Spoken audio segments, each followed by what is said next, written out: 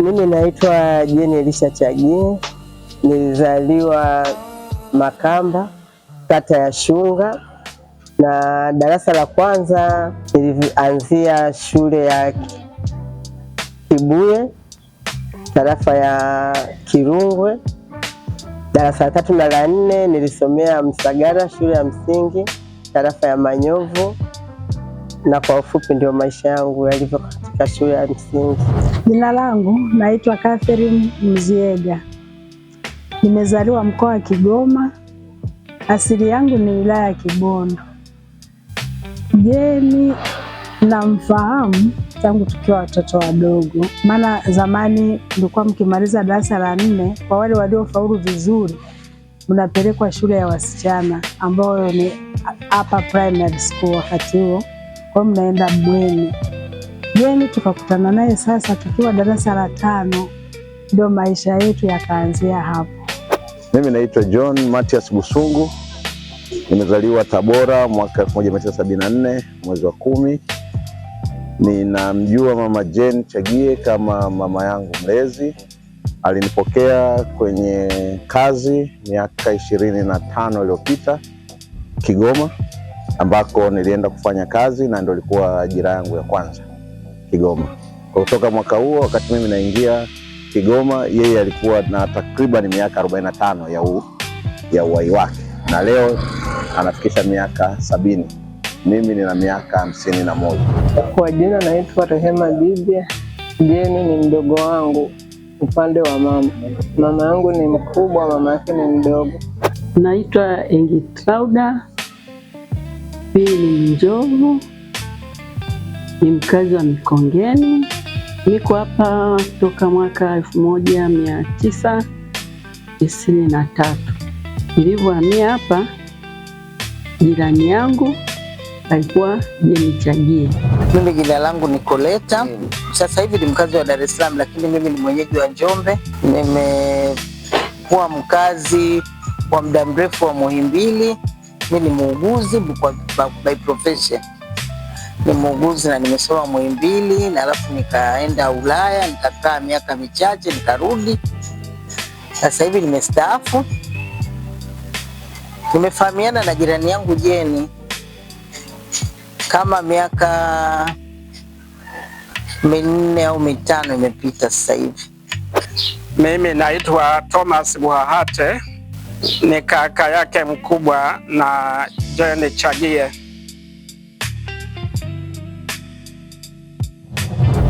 Maisha yangu, waliochangia katika maisha yangu wa kwanza ni wazazi, alafu wengine walionilea katika nyanja za kusoma zaidi. Walionilea ni watu 4. Kwanza nililelewa na mjomba wangu anaitwa Mzee Winston Mahanga, ni marehemu. Wa pili tena ni Mama Doris Kayanda, naye ni marehemu. Wa tatu ni Eustace Bibia, naye ni marehemu. Alafu wa mwisho kabisa ni mchungaji Swebe, naye alichangia maisha yangu kuwa mazuri na kumaliza masomo yangu pasipokuwa na matatizo.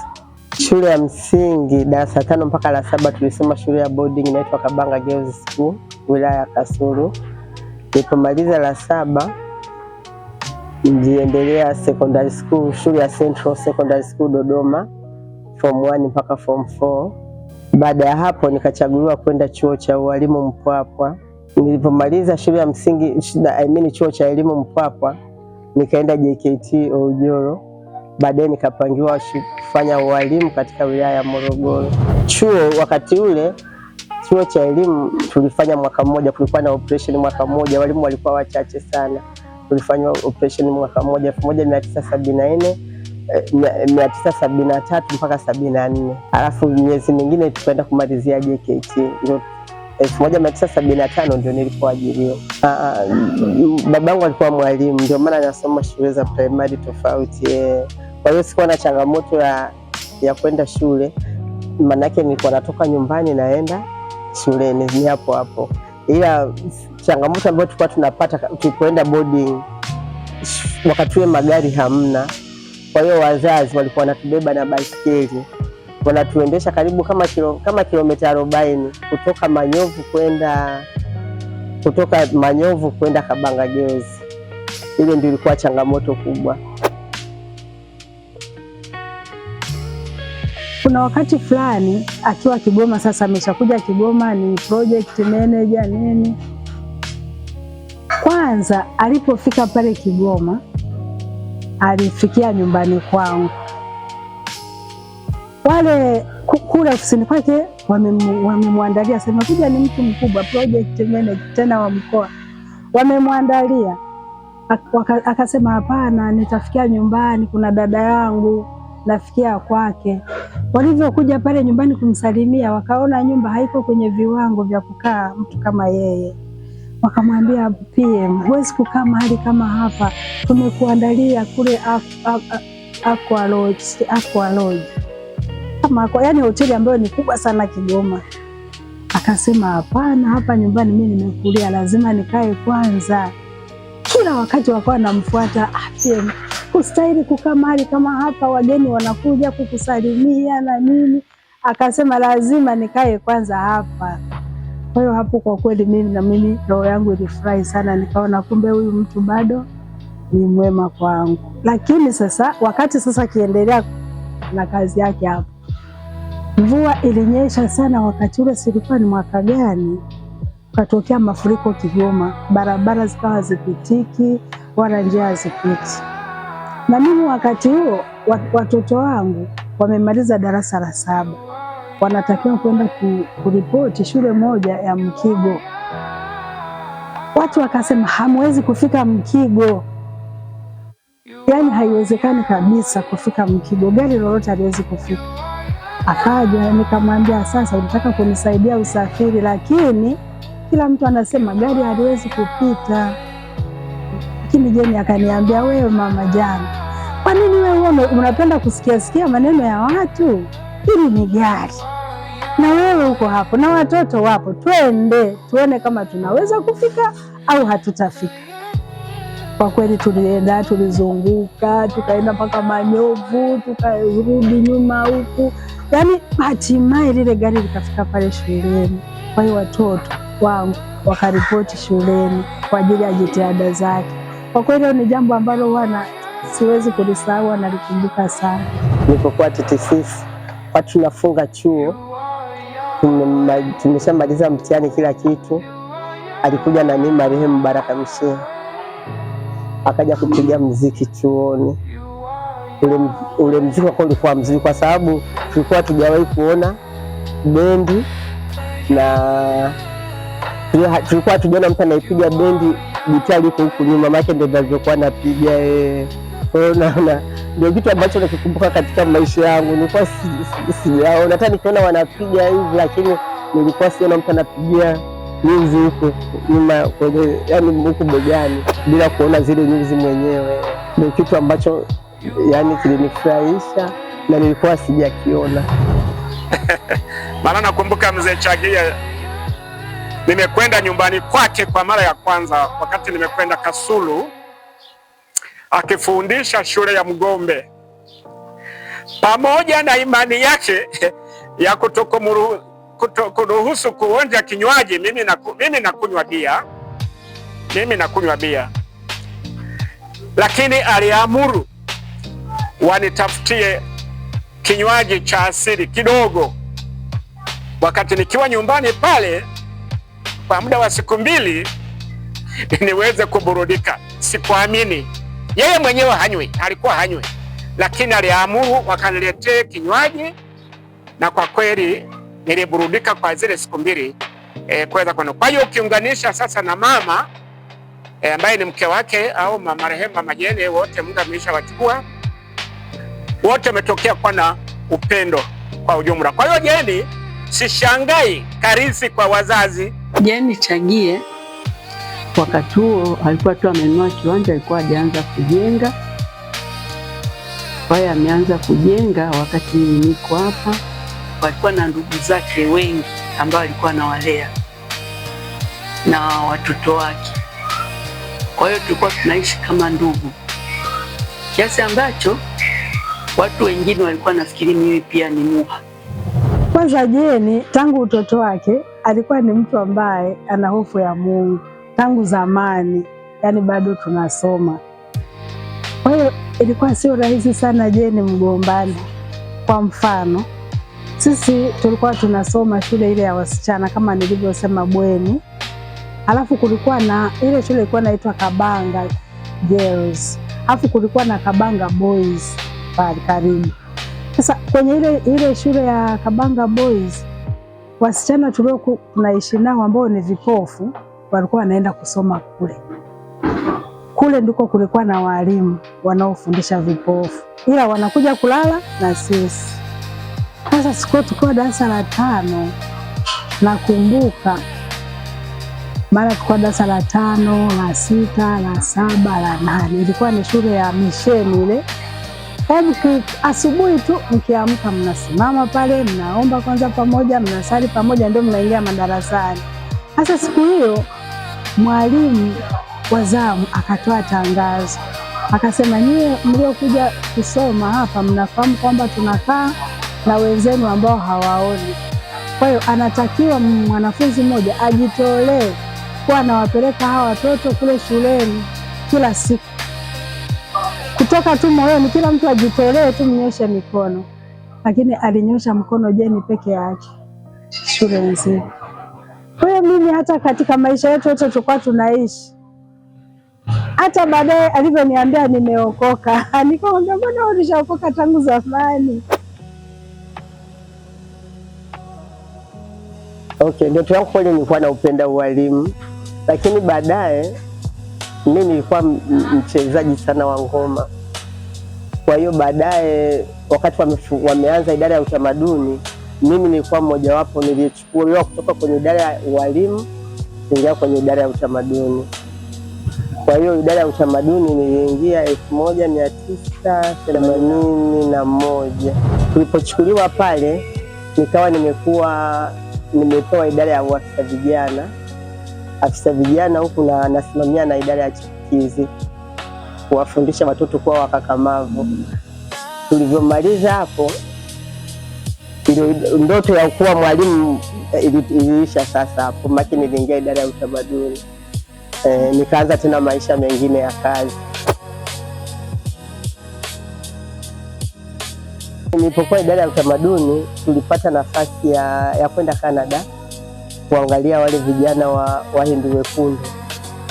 Kwa hiyo nilipata hiyo nafasi kwenda kuona jinsi wanavyoishi, tukilinganisha na wale wananchi ambao ni wazungu ambao wanakaa Canada na maisha ya Wahindu wekundu. Tukaona kwamba kulikuwa na tatizo kubwa sana, kwa sababu Wahindu wekundu kule labda kama wamebadili sasa hivi, lakini sisi tulipokwenda kule vijana walikuwa hawasomi elimu kubwa kama wazungu. Halafu wakimaliza wanakaa tu kambini, hawafanyi kazi, unakuta ni kunywa pombe na mambo tu ya kawaida. Wakisoma shule wanamalizia tu form 2, wakati wazungu walikuwa wanaenda mpaka university. Ile kidogo ilituumiza. Kwa hiyo tukawa tunaangalia jinsi ya kuweza kuwasaidia na sisi vijana wa huku kwetu waweze kupata mwanya wa kwenda kusoma sekondari, wakamaliza vizuri na wakaendelea na vyuo. Kilituhamasisha sana kuwahamasisha vijana huku kupenda kwenda shule ya sekondari badala ya kuishia shule ya msingi. Nikaomba kazi Red Cross, nikahamia shirika la Tanzania Red Cross. Nilifanya kazi kwa miaka 2, baadaye nikaenda kusoma diploma ya maafa. Baada ya hapo niliporudi nikaenda kwenye operation ya wakimbizi Ngara na Kigoma, na mpaka nikastaafu niko kwenye operation ya wakimbizi Kigoma. Kumbukumbu kubwa ambayo naweza nikaikumbuka, niliingia Kigoma nikiwa na miaka 26. Ni kijana mdogo, na unajua ukiwa vijana, lakini nikiwa kwenye nafasi ya ushauri ya mambo ya fedha na utawala, na yeye akiwa ni mkuu wa miradi ile ya wakimbizi. Alinisaidia, tukakaa naye, tukashiriki naye pamoja kuendesha ile miradi kwa ufanisi wa hali ya juu. Muda wote alikuwa anafanya ile motherhood, lakini ina fomu ya ukiwa kazini.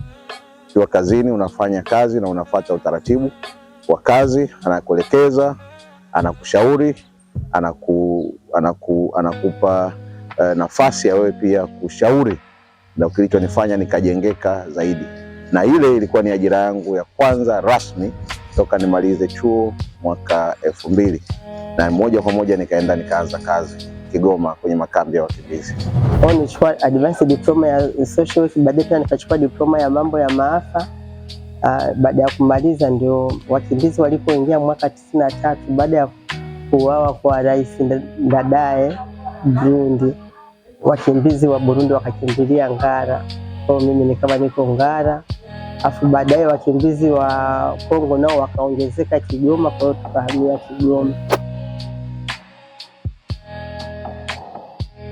Nilijikuta naipenda, pamoja kwamba nilikuwa sijui wala nilikuwa sitegemei, lakini baadaye nilivyoingia nikaona social work ni kazi nzuri sana, kwa sababu unadili na mahitaji ya watu, matatizo ya watu na unawasaidiaje. Kwa hiyo ni kazi ambayo niliipenda, ilinisaidia sana kule kambini na vijana tu mbalimbali ambao unakutana nao kuongea nao. Ni mtu napenda watu, yani sina ile ya kusema nikae mwenyewe.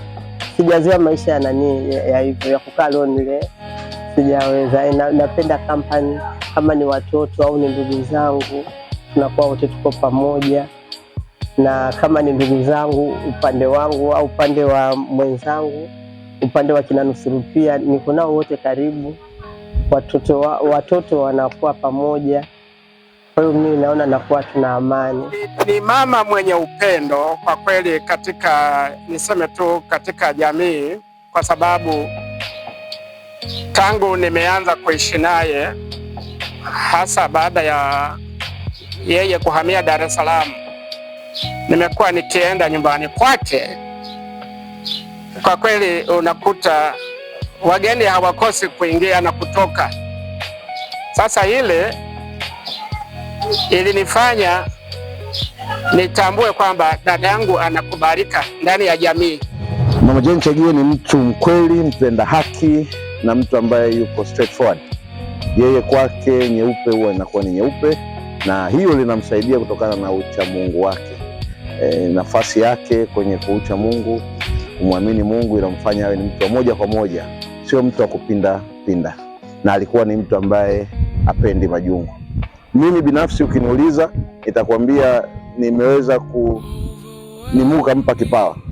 Angeweza kuanzisha kampuni ya mambo ya project management, kwa sababu anaijua miradi, anajua jinsi ya kusimamia, anajua jinsi ya kuandika, lakini Mungu kampa njia nyingine ya kwenda kuwa mtumishi wa Mungu. Lakini angeamua kabisa kuanzisha kampuni yake kubwa ya kutoa ushauri jinsi ya kuendesha miradi, jinsi ya kuisimamia na jinsi ya kuifunga miradi mikubwa zaidi. Tunapozungumza tulikuwa anasimamia miradi, na mimi nikiwa ni mhasibu wake na mtu ambaye ni kwenye kitengo cha utawala, miradi ya zaidi ya bilioni 100 anaiendesha kwa mwaka, na ni hela ambazo ni za wafadhili, na wafadhili wanapokea ripoti, wanaridhika, na ni miradi ambayo unaijua, miradi ya afya, miradi ya mambo ya water na sanitation, miradi ya kusaidia watu kwenye majanga, relief project, ni miradi ambayo yote inagusa maisha ya watu. Kwa hiyo nafikiri pale kutokana na kufanya kazi kwenye miradi hiyo, kipawa chake cha kutaka kusaidia watu, kuendelea kuwasaidia watu katika mambo ya uhai wao, kuokoa maisha yao, imemfanya amekimbilia kwenye hili eneo la kuwa mchungaji na mtumishi wa Mungu, aendelee kuwahudumia watu kwenye eneo hili. Kwa jinsi namfahamu, ni mtu mmoja anayependa watu, ni mtaratibu, anapenda kusaidia wenye mahitaji, na alitupenda bila kubagua kuwa huyu ni ndugu yake wa kunyonya au la. Ni mtu ambaye anapenda watu na anapenda maendeleo ya watu. Mfano mzuri, ameweza kuwasaidia ndugu zake wengi. Hata ukiwa na tatizo atakusaidia. Yeye Chagie hata alivyokuwa na nafasi yake kubwa huko, ilikuwa ni mtu ambaye huwezi ukamjua, kwa sababu alikuwa anajichanganya na watu wa kawaida katika shughuli zake mbalimbali. Hana ubaguzi. Yeye Chagie alikuwa ameokoka. Walokole wengi huwa hawapendi kuchangamana na watu ambao hawajaokoka, lakini yeye huwezi ukamjua. Alikuwa anachangamana na mtu yeyote na mnasaidiana kwa raha, shida, furaha. Alikuwa hana ubaguzi kwamba mimi nimeokoka kwa hiyo siwezi kushirikiana naye, hilo alikuwa hana. Kitu kingine ambacho namsifia Jane Chagie kwa nafsi yake, amependa kuwasaidia ndugu zake, kwa sababu mimi nimekaa naye hapa kama jirani yangu. Ndugu zake wengi wamepita mikononi mwake ili waweze kuendelea na maisha yao, na kitu kama hicho ni wachache. Mtu akiwa katika nafasi yake huwa hapendi kumsaidia mtu mwingine, lakini yeye ninavyomjua alikuwa anapenda kuwasaidia ndugu zake ili waweze kujitegemea wenyewe. Hata kama wakikwama bado ataendelea kuwasaidia. Alikuwa hana ule moyo, hana moyo wa kukata tamaa. Hata kama una shida atakupa moyo kwamba hili linawezekana, na mtu ambaye ana hofu ya Mungu. Na mtu yote mwenye hofu ya Mungu lazima atakuwa na upendo. Ndio maisha ya Jane Chagie. Jane ni mtu mwema sana, ni jirani yangu mmoja mwaminifu sana. Tumekuwa na ushirikiano wa karibu. Kwa hiyo basi mimi nilichojifunza kutoka kwa Jane, nimejifunza mengi kama Mkristo mwenzangu. Nimejifunza ule upendo wake, natakiwa na upendo wa aina hiyo kutoa misaada kwa watu wahitaji, na ndio nilichojifunza sana kutoka kwa mwenzangu. Na imani yake, kutokana na ufuasi wake, umenitamanisha na mimi kuwa mfuasi kama yeye, yani kuwa na ule upendo, kuwa na misaada kwa watu, kwa kujitolea. Hizo sifa zote Jane anazo, na kwa sababu alikuwa ni mtu mfanyakazi wa jamii, hasa kwenye jamii, nafikiri hiyo ndio imemfanya akawa mtu mwenye upendo wa hali ya juu. Yaani mimi kusema kweli namshukuru sana Mungu, kwa sababu katika maisha yote hayo kuna vizuizi vingi vinatokea katika maisha, lakini kama Mungu ameweza kunipitisha mpaka nikafika hapa miaka 70, namshukuru Mungu. Kuna kipindi 2013 niliumwa mapafu, nilienda Uganda. Nilipotoka Uganda nikawa nimeshambuliwa na virusi vya ukoma. Kwa hiyo mapafu yakawa yaliharibika, yalikuwa meusi wakinionyesha x-ray. Kwa hiyo nilikuwa hata siwezi kukaa, lakini dawa Tanzania wakatafuta Afrika nzima hamna. Ikabidi Red Cross itafute nchi ambayo wanaweza kupata hiyo dawa, wakaipata Brussels. Walivyoipata Brussels, ikatakiwa lazima niwe na dozi 21. Wakaniletea kwanza dozi 8 na nyingine wakabakiza chupa nyingine kuzalisha nyingine. Walipozileta dozi 21 nikamaliza, nikawa nimepona. Alafu ya pili, kuna kipindi nilivunjika miguu yote miwili kwa pamoja, nikawa na tambatu, lakini baadaye Mungu aliniponya. Basi nikawa nafanya kazi mpaka nimestaafu hivi, nafanya kazi. Kwa hiyo nikaona kipindi kile sasa nilivyougua mapafu, yani ilikuwa ni issue ya kufa, lakini nikaona Mungu amenilinda mpaka hiyo dawa ilitafutwa. Yani maki walitafuta mpaka South Africa hamna. Katibu mkuu na management walikuwa nasaidia sana kutafuta hizo dawa, na wazungu walivyopata hizo dawa nilivyopata, namshukuru Mungu mpaka leo niko mzima. Ndio kile ambacho kimenifanya yani niweze kufurahi jinsi Mungu mwenyewe alivyoniponya kiajabu. Mimi ambao kwanza naweza kushukuru hasa sehemu zote za kazi ambazo nilifanya kazi,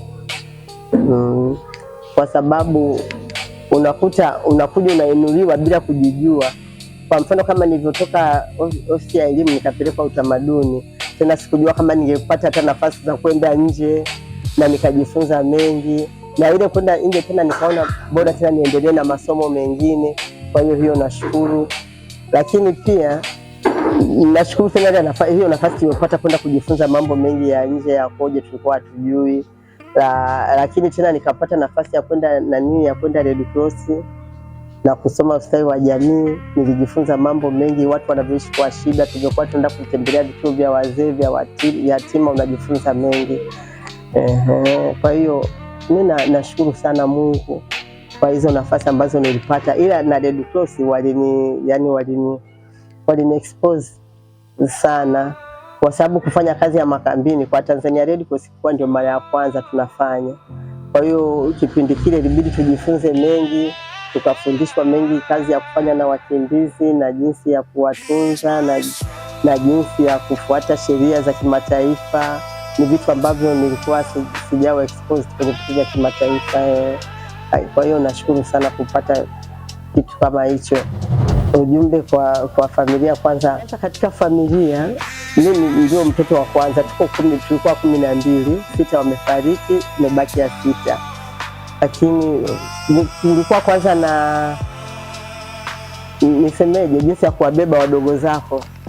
Jinsi ya kuwabeba wadogo zangu ilikuwa ni kazi kidogo, ilikuwa ni ngumu. Watoto wote mpaka wamalize kusoma, wadogo zako ilikuwa sio kazi rahisi, lakini nilijitahidi kubeba ninavyoweza ili wadogo zangu na wao waweze kuinuka kifamilia pamoja na watoto wangu. Lakini na sasa kama ili uweze kuwavusha, lazima na wewe ufight, upambane na maisha ili uweze kusogea juu zaidi. Kwa hiyo hilo namshukuru Mungu. Na katika kazi, hamna kazi ambayo nilitoka yani kusema kwa matatizo au kwa kutofanya kazi vizuri. Elimu nilifanya vizuri, utamaduni nilifanya vizuri, na nikamalizia Red Cross. Sikumaliza na kashfa yoyote Red Cross, lakini hata management ya Red Cross ilikuwa ni nzuri sana. Ilikuwa inatutia moyo kunapokuwa na changamoto nyingi makambini, wanatusaidia tufanye nini. Walikuwa wanatusaidia sana na kufanya proposal nyingi za kuomba fund za kusaidia makambini. Kwa hiyo ninachoshauri, ukipata kazi ni vizuri ukafanya kwa moyo mpaka ukastaafu. Kwa hiyo na mimi nimefanya mpaka nilipostaafu, kitu ambacho sio rahisi makambini, lakini Mungu alinisaidia nikaweza, nikafanya mpaka mwisho na nikakabidhi kambi salama. Nature zinakufanya yani uburudike tu, wewe mwenyewe unajipa raha. Unaweza kapo unaona maua, hata kama una kitu kibaya unawaza, unaona kidaisha, tunaangalia hili huwa limependeza, ni nzuri, unaliangalia unafurahi. Baada ya kufanya kazi, muda wangu mwingi nakuwa kanisani, manake baada ya kustaafu nilichukua degree ya theology. Kwa hiyo mara nyingi sana nakuwa niko kanisani, na maua yangu siachi kuangalia kama yako salama asubuhi na jioni, lakini muda mwingi sasa hivi nautumia nakuwa kanisani. Miaka yangu 70 nilikamilisha mwaka jana, na yeye tunategemea anakamilisha mwaka huu. Namtakia kila la heri kabisa katika maisha yake. Ni mtu ambaye kwa kweli nimeishi naye kwa upendo sana katika umri wangu. Kwa sasa anapotumiza kusherehekea kuzaliwa kwake miaka 70 iliyopita, nampongeza kwa jinsi Mungu alivyomlinda na kumtunza mpaka akafikia muda huu akiwa mzima na salama. Na mimi kama dada yake nampongeza sana. Hongera sana mdogo wangu. Akiwa ni mimi namuita mama, wengine wanamuita dada, lakini mimi kama ni mama Chagie, umeniruhusu pale mwanzo kwamba jambo gani kubwa lilifanya. Nikiwa Kigoma nilipata mke, chumba na nikaoa, na alisimama kunisimamia. Leo ana wajukuu kutoka kwangu, watoto 5 na mmoja tayari ameolewa, lakini kutokana na mikono na maelekezo ya kwake yeye. Kwa hiyo kwangu kuna watu wanamuita bibi, na mimi ninamuita mama. Ninamtakia heri ya miaka 70 ya kuzaliwa kwake. Mimi kwangu yeye ni mama. Ninapenda aendelee kuwepo, aendelee kutulea, aendelee kutupa guide, na aendelee kutuombea kwa Mungu, na sisi tufikishe angalau miaka kadha atakaweza kufikia yeye. Asante sana. Mimi namuasa Jane kwamba upendo wake aendelee nao, na huo unatoka rohoni, na huo upendo kama alivyozungumza Mtakatifu Paulo kwa barua kwa Korinto wa kwanza ya 13 namba 1 mpaka 13, kama akiweza kutimiza kama alivyosema Mtakatifu Paulo, basi safari yetu ya mbinguni haitakuwa ndefu, itakuwa fupi zaidi. Mimi sina zaidi, ni hayo tu. Namtakia heri ya hali ya juu sana. Mungu amuongezee na amlipe kutokana na wema anaotendea watu kwa kipimo hicho, kwa sababu kila mtu ana kipimo chake duniani. Yale tunayoyatenda ndio yanayotulipa. Kwa hiyo yeye atalipwa kutokana na upendo wake. Ule upendo alionao ndio utakaomlipa Jane.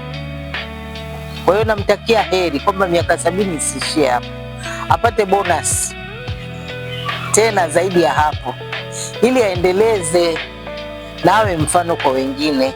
Hawa wanaowasaidia na wenyewe wakopi, sio tu waangalie na watosheke. Hapana, wakopi na tabia yake, kwamba tabia yake iwe mfano kwa wengine na wengine wapate kuwa kama yeye. Ni mtu mzima, ametumikia nchi na kufikisha miaka 70 sasa. Kwa hiyo niseme tu, nitumie nafasi hii kumtakia heri kwa kuweza kufikisha miaka 70, kwa sababu miaka 70 imetamkwa hata ndani ya Biblia kwamba binadamu aliyezaliwa na mwanamke miaka yake ni miaka 70. Sasa anakwenda kuikamilisha kwa mtazamo huo wa kiimani. Ninamtakia kila la heri katika kufikisha umri huo wa miaka 70. Na sisi wanaukoo, ndugu na jamaa wote kwa ujumla wetu tunaungana naye katika sherehe hiyo ya kufikisha miaka 70. Asanteni sana. Happy birthday dada, shikamoo. Tunashukuru Mungu kwa maisha yako. Mungu aendelee kukulinda na kukutunza. Endelee kufanya kusudi la Mungu la kuwepo hapa duniani, na usherekee vizuri. Enjoy your day. Happy birthday Sister Jenny. Wish you more and more and more and more. Love you. Happy birthday dada yangu. Kwanza shikamoo. Mungu akubariki, uwe na siku njema. Tunakutakia kila la heri na miaka mingi zaidi na zaidi. Ubarikiwe.